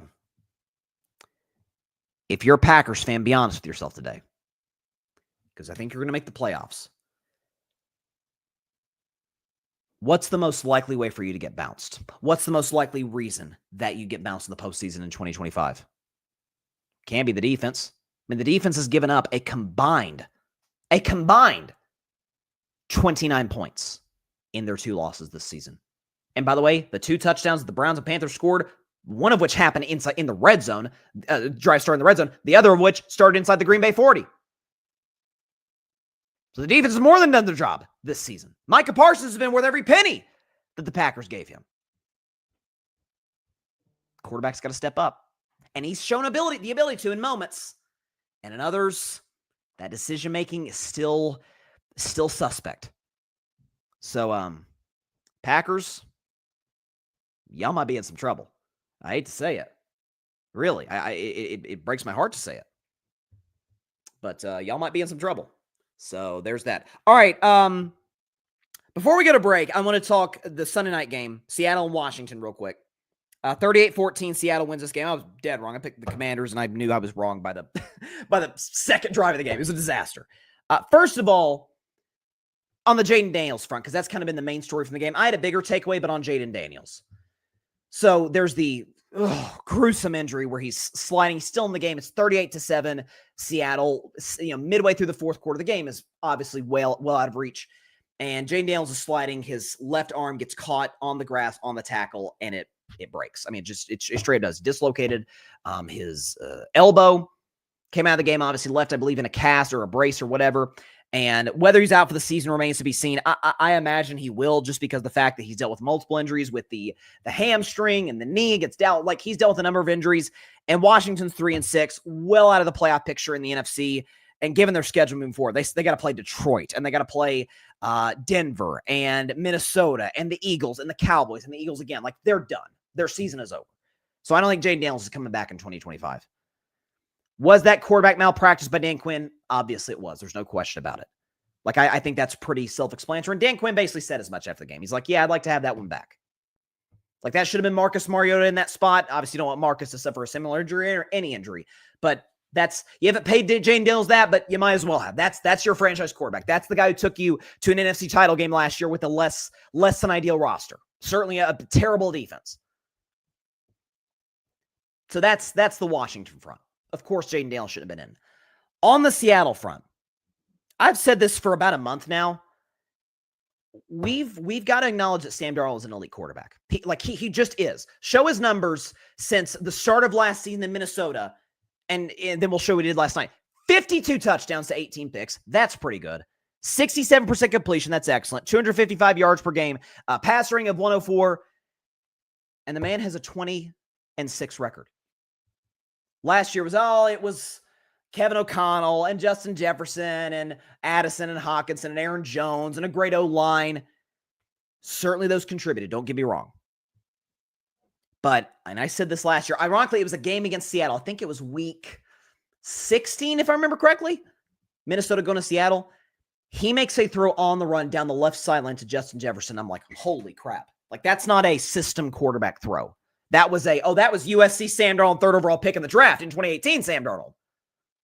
That the Jets, because the Jets can't get anything right, especially quarterback, couldn't develop. He didn't look great in Carolina. Few do. Goes to quarterback rehabilitation school with the San Francisco 49ers. Goes to Minnesota. J.J. McCarthy was fine yesterday. He was fine, but I think Vikings fans were like, gosh, darn it, we missed our franchise quarterback there.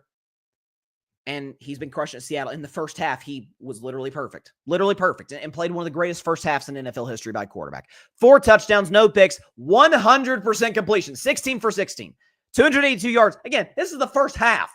Perfect passer rating, obviously, 158.3. Seattle scored 31, and Sam Darnold became the first quarterback in the last 35 years with a 100% completion percentage, 250 passing yards, and 4 touchdowns in a half.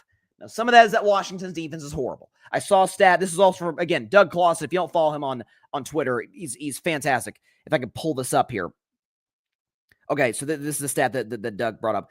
Is that, do we have it? Okay. Mahomes in the second half against Washington. Darnold in the first half against Washington. So that's a 4-quarter game. If you combine their stats, 33 for 35 for 492 yards, 7 touchdowns, no pick. That's the last 4 quarters for the Washington defense from the second half against Kansas City and the first half against Seattle. So they're bad. So that's some of it. And some of it is, man, Sam's been in multiple systems now. Kevin O'Connell, now Clint Kubiak in Seattle. He's making the throws. Listen, Jackson Smith and Jigba, matchup nightmare. But there was no Cooper Kupp last night. And as much as I like the kid, Arroyo and some of the guys I got there, they really don't have a number 2 receiver outside of Cooper Kupp that you trust consistently. It's really JSN. And a great defense and a great defensive line the Seahawks have.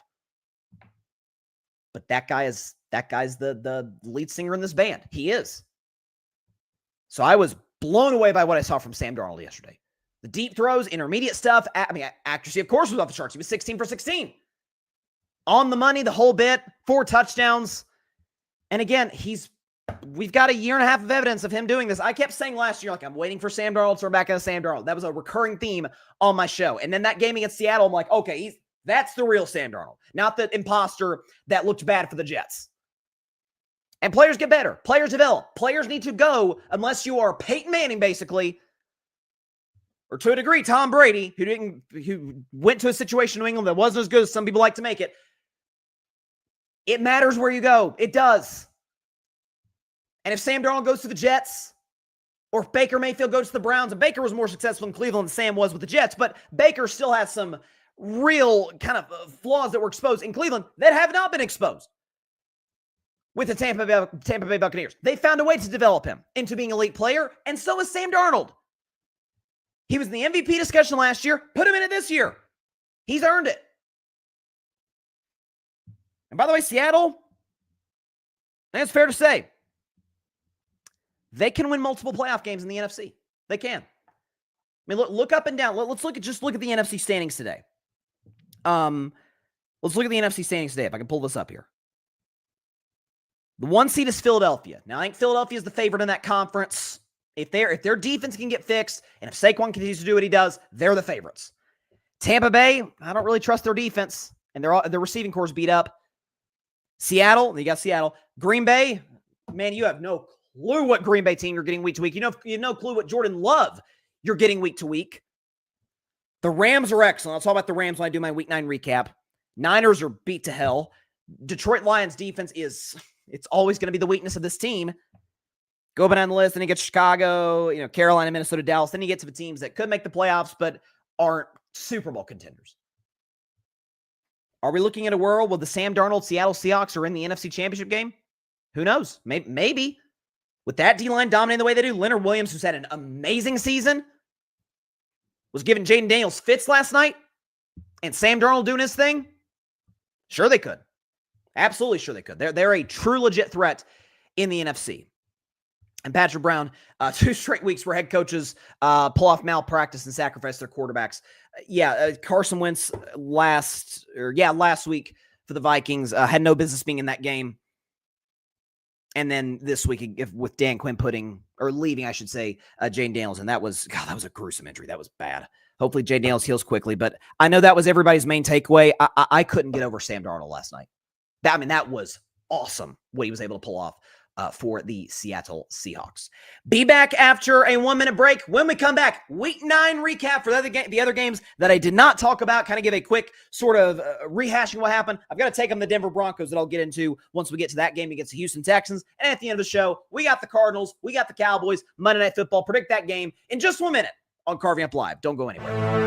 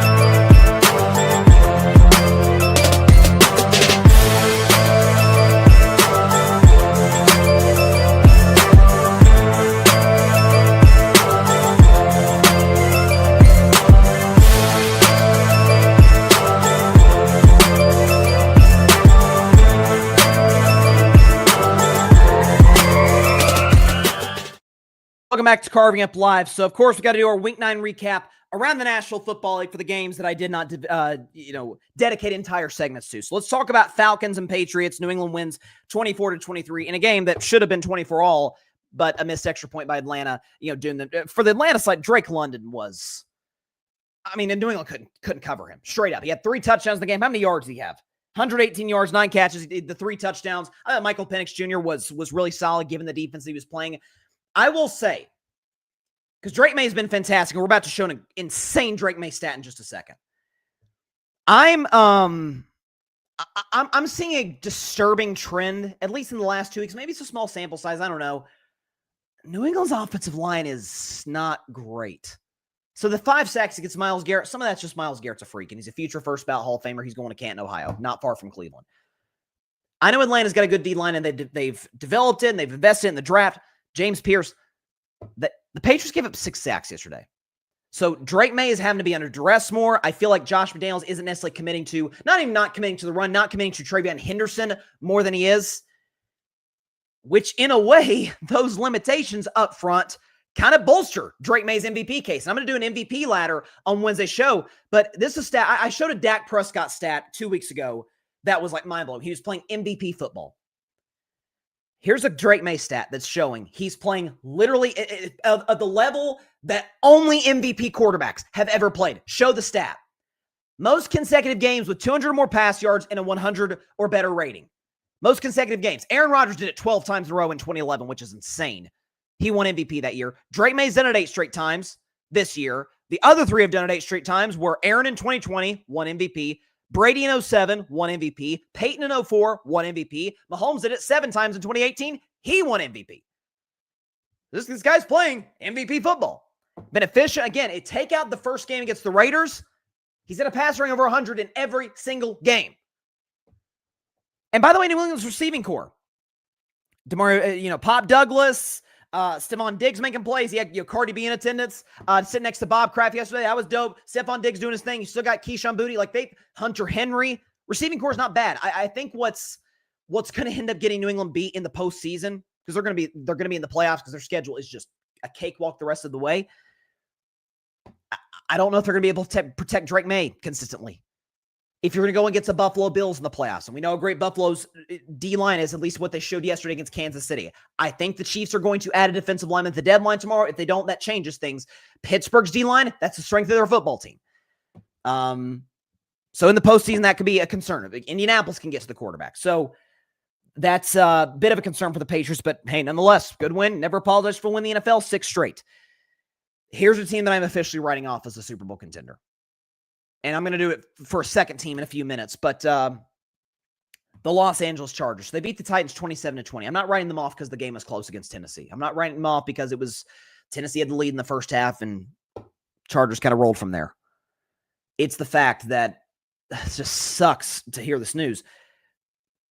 As was reported a couple of hours ago, Joe Alt, who got hurt in this game, out for the year with an ankle injury. And that's the same ankle that he hurt back in, I think that was week 4 against the New York Giants. So he'd already been dealing with the injury. The Chargers were horrible up front on their offensive line. Comes back. They look great again. Justin Herbert's out here throwing dots against a Brian Flores coach defense on Thursday Night Football in a short week against Minnesota. Joe Alt goes down, and down goes the Chargers' Super Bowl hopes. Jim Harbaugh announced today that Amari Hampton is not expected to be back until at least after the Week 12 bye for the Chargers. And Amari Hampton, he was my Office Rookie of the Year pick coming into the season. They're cooked. They are. Herbert has had protection issues up front. Obviously, Rashawn Slater got hurt before the season started. Joe Alt was still there. The O-line looked fine. He got hurt. O-line looked terrible. Now he came back. Now the O-line looks terrible again. And I got to admit to y'all, I think they're out of the postseason this year. I really, really do. Because if you look at the AFC playoff picture, which is stacked, by the way, it's night and day from the NFC. AFC playoff pictures. You got the 4 division winners. Wild card teams as of now. Buffalo at 6-2. Chargers right now at 6-3. Jags are 5-3. Then you got the Chiefs. By the way, you still got the Ravens down there. Those are, and Houston's offense doesn't work. So I'm going to take Houston out. But Jacksonville ain't better than the Chargers. Kansas City is better than the Chargers, certainly with Joe All out. And Baltimore might very well be better than the Los Angeles Chargers with Lamar Jackson back. So despite the 6-3 start, folks, I think they're going to end up missing the playoffs. I really do. And my big thing has been, okay, can Justin Herbert win a playoff game? I'm not so sure we're going to see that this year. Because you're just not going to have time to, spread the ball to McConkey and Quentin Johnson, the tight ends. Really, really unfortunate for Joe All, who is just an athletic freak. I loved him out of Notre Dame last year and had a great rookie season. Was playing great this year, but injuries got in the way. Who's the next game we got up next? Already talked Bears, Bengals, Niners, and Giants. If Kyle Shanahan is the coach of the year, I don't know who is. Respect to Steichen, respect to Mike Vrabel, respect to Ben Johnson, all of which are worthy candidates. This team being 6-3 is nothing short of a miracle. Bosa gone for the year. Warner gone for the year. That's just on the defense. And I think they just lost a pass rusher yesterday for the year. Ayuk hasn't played a snap. Pearsall's been there in a month. Purdy's played 2 games. The O-line's not great. Mac Jones is your quarterback. And you're 6-3. And a lot of that is because they have a guy who, again, you're going to see Bryson's MVP ladder on Wednesday. I mean, the segment, I did this starting 2 weeks ago. I'm going to do it every other week. Christian McCaffrey's going to be high up on the list. Christian McCaffrey, we've seen guys have 1,000-yard rushing, 1,000-yard receiving seasons. We've never had somebody go 1,100 yards rushing, 1,100 yards receiving. Christian McCaffrey's on pace to do that this year. To be a guy who everybody that you face, the whole defense that you face every single week knows you're the only guy that can beat us. Kittle's back, but Kittle's still working his way back from injury. Juwan Jennings did catch a touchdown. He was effective, but the O-line's not great. No Brandon Ayuk, no Ricky Pearsall, who was looking fantastic before his injury. You're the only guy that can kill us. And he still does it every single week. I feel like he had almost half their yards basically yesterday. So Shanahan's the coach of the year. McCaffrey, along with Jonathan Taylor, they're both in the running for Offensive Player of the Year. McCaffrey's in the MVP discussion as far as I'm concerned. The fact they're 6-3 is a miracle. Next game. Okay, I wanted to give a take on this. Broncos-Texans. Denver wins 18-15 in a defensive battle over Houston. C.J. Stroud with a brutal concussion early in the game. Davis Mills comes in, and the Broncos still survive by a walk-off field goal. I'm going to go ahead and say this as soon as I pull up the stat because it's very telling on the Denver Broncos from Doug Clawson, is the fact that Denver this year, down 8 points in the fourth quarter, 8 or more points in the fourth quarter. They're 3-0 this season. They came back to beat Philly, made a crazy comeback to beat the Giants, came back to beat the Houston Texans. Down 15-7. They score 11 unanswered to win. They're 3-0 in those games. Every other team, 3-52. By the way, that's since week 5. So week 5 on, down 8 points or more in the fourth quarter. Denver's 3-0. Everybody else is 3-52. We saw it with my Steelers in 2020, the Cardinals in 2021, the Vikings in 2022. All of which, by the way, had excellent rosters. Some of which had excellent coaches. Which both can be said about this Broncos team. They're not a Super Bowl contender. You cannot continue to live on the edge like this and me consider. Well, what about the Chiefs? You mean last year's 2-time defending Super Bowl champions that, by the way, ended up getting back to the Super Bowl and were 15-2 in the regular season? Broncos going to win out and go 15-2? No. And Bo Nix yesterday, listen, I know the Texans defense is fantastic. 18 of 37. Made the clutch plays late, and Bo Nix has been clutch against Philly, against the Giants, against Houston. I've said it all year. That D-ball's not good. It's straight up like he overthrows guys, he misses guys. We can talk about the fact that Denver probably needs an extra receiver to go with Sutton and Mims. This guy's missing some routine stuff. And if you had to ask somebody, best quarterback from the 2024 class, Drake May gets it. And I think at this point, it's a battle between Daniels and Caleb. Both, to me, are miles better than Bo Nix, who's mobile, to his credit, but his accuracy is really hit or miss. So I'm here to tell you today, despite the 7-2 record, I'm out on the Broncos as a contender. And I was high on this team coming into the year. I said they go 12-5. They very well might still go 12-5. The roster's great. The defense is outrageously good. They can't keep surviving like this and me say, oh, they can win 3-4 playoff games in a row. Can't see it. Vikings didn't do it in 22. Steelers didn't do it in 2020. Cardinals didn't do it in 2021. Don't buy them. Next, Vikings and Lions. This one shocked me. 27-24, Minnesota beating Detroit. J.J. McCarthy was fine. I should say fine. Was pretty good in the first two drives of the game. Both leading to touchdowns for Minnesota. Was okay from there. Yeah, I'm watching the Vikings. And Kevin O'Connell, y'all are going to like this comparison. Kevin O'Connell is doing like a Robin Williams impression. I'm like, what the heck does that even mean? Sit back. Robin Williams, God rest his soul, one of the greatest, if not the greatest comedian of all time. Legend, we all know. Robin Williams was known for the improvisation. But early on, first half of a comedy routine, that was all scripted. That was all pre-planned ahead of time. Then, he tests what works in the comedy clubs. He writes some stuff, consults with with Billy Crystal and Whoopi Goldberg, what works. Then he puts it all out on tape. Then he puts it out on the stage at a comedy event, at a show. The rest is improvisation. The rest is seeing what works, seeing the flow of the offense. Think about football. Seeing the flow of the audience, getting a feel for kind of where they're at. Then the great Robin Williams kicks in. It's improvisation. Kevin O'Connell's first 15 plays, as any great play caller, it's all improvisation. Or I shouldn't say it's all improvisation. It's all scripted. The rest is improvisation. Getting this team to a row win at Detroit, and some of this, by the way, is Brian Flores, who did an amazing job yesterday. Held the Lions' running game completely in check. To win a game in which J.J. McCarthy is a virtual no-show after the first two drives of the game. When your defense is playing great, but aside from the first two drives of the game, your offense is a virtual no-show, aside from turnovers that get you into scoring position. That was remarkable. And I still don't buy J.J. McCarthy. I still think he is far and away the worst quarterback from the 2024 class, as I thought coming in.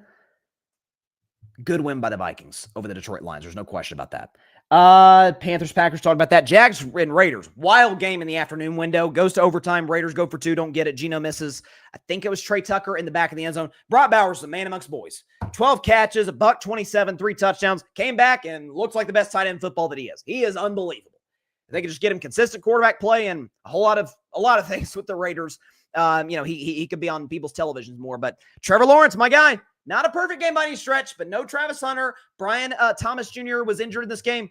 Steps up, 4th and goal, reaches the bad boy over the top for a touchdown, wins the game for the Jaguars in overtime. Love to see it. Trevor Lawrence, baby. 5-3 of the Jags, putting themselves in position, still within reach of the Indianapolis Colts for the AFC South. Crazier things have happened. And then finally, and then we'll get to Cardinals Cowboys prediction. Saints and Rams. Listen, the Rams blowing out the Saints is not shocking at all. We talk about guys in the MVP race, Stafford and Christian McCaffrey and guys like that. Put Matthew Stafford's name into the mix. NFL season is 17 games. In Matthew Stafford's last 17 games, so this is all of this year. This is all of last year's playoffs, so against Minnesota and against Philadelphia, and then the remaining games from last year's regular season. Last 17 games, this is what Matthew Stafford has done. He's been literally perfect. 36 touchdowns to 3 picks. That is an unheard of 12-1 TD to INT ratio. 245 yards a game, 65% completion, 109 rating. He's 13-4 in that span. Put him in the MVP discussion.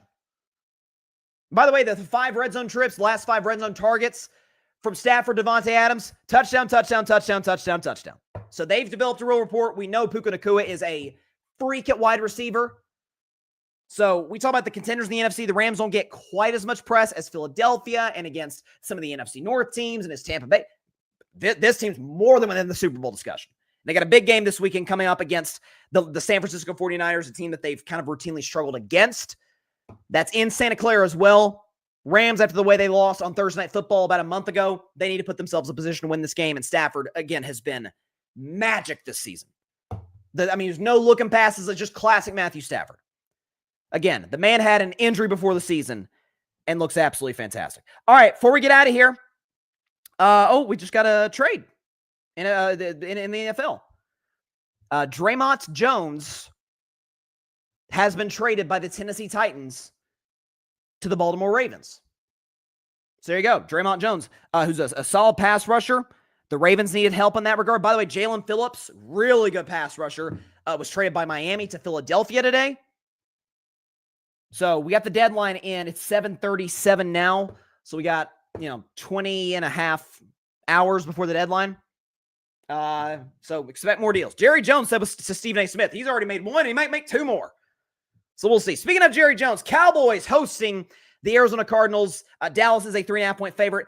I'm not going to lie. I went back and forth in this game, depending on whether Kyler Murray was going to play. Because famously, Kyler Murray, Texas high school legend, has never lost a game at AT&T Stadium. Never lost in high school, never lost in college, undefeated in the NFL. He always wins at AT&T Stadium. He always plays well against the Cowboys. I still think with Jacoby Brissett in the lineup, who's a solid backup, has played decent football for Arizona. With the weapons, Trey McBride, criminally underrated tight end. Again, because the Cardinals are a national brand, we don't talk about Trey McBride as much as we do Kittle and Kelsey and Laporta, and he's absolutely in that class. And Marvin Harrison Jr., who's gotten better over the course of the last few weeks. The Cardinals have been able to run the ball relatively effectively given their injuries. They've invested in the defensive side of the ball. Jonathan Gann is a defensive coach. So this is going to be more of a challenge for the Cowboys, and people are giving it credit for it. And the line is reflecting that at 3.5. But on the Dallas side, given the tough games they have left, they got to play Philly. They got to play Kansas City. They got to play Detroit. Like they got some, Minnesota. They got some tough games the rest of the year. This is one of those you got to get. Got to get one at home. The Cowboys have yet to lose a game at home this season. They did tie the Packers, but they haven't lost. High-scoring game. I'm going to take Dallas to win 31-26 over the Arizona Cardinals. I think Cowboys win. I think Dak has a big-time, bounce-back performance after a rough outing against the Denver Broncos last week. So give me the Cowboys 31-26 over the Arizona Cardinals. And that is it for today's episode of Carving Up Live. Be sure to check out Carving Up on Wednesday at 6 p.m. Eastern, 3 p.m. Pacific time, right here on YouTube, as well as on X, Instagram, and on Facebook. Again, loaded show. We'll talk Cowboys, Cardinals, whatever else is going on in sports. Carving Up the Context is going to be a dandy, because we're going to be merging Carving Up the Context with the Vol View. And we don't ever do the Vol View on a Wednesday. Making a special exception today, or on Wednesday. So do not miss that. Have a great week, everybody. Stay safe out there. Also, be sure, before we get out of here, be sure to go subscribe to the Grid Network. That is GRYD, the Grid Podcast Network, right here on YouTube, as well as any and everywhere that you get your favorite podcast.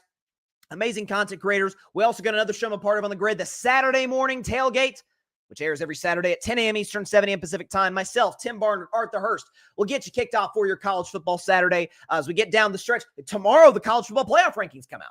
First college football playoff rankings of the year. I'm sure we'll talk plenty about that on Saturday's show, so definitely stay tuned for that, as well as for our social media clips on the Grid YouTube channel. And please subscribe to my YouTube channel, Carving Up Live, and follow me right there on Instagram, X, TikTok. Subscribe to the Grid, subscribe to my channel, Carving It Up with Bryson Carver, trying to grow the channel each and every single day, and we appreciate your support more than you know. We'll see you guys on Wednesday. Stay safe out there. God bless y'all. Peace out. I hope the Steelers is back. Maybe. Thanks so much for watching the show on YouTube, and be sure to go click that big red subscribe button and check out the other clips and full shows from Carving It Up Live, as well as our other incredible content creators here on the Grid Network.